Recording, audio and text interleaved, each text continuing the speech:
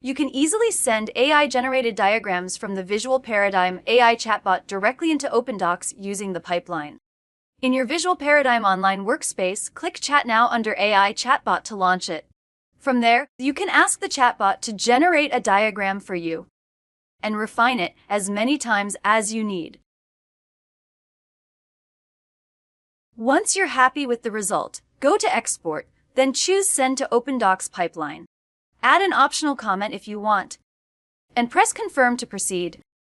Your diagram will be sent straight into the pipeline. When you're editing your document in OpenDocs, press Insert, select Pipeline, and choose the diagram you want to include. It will be added to your document instantly. Keep in mind that diagrams exported from the AI chatbot do not include revision history. If you make further changes to the diagram, you'll need to send it through the pipeline again and replace the previous version in your document.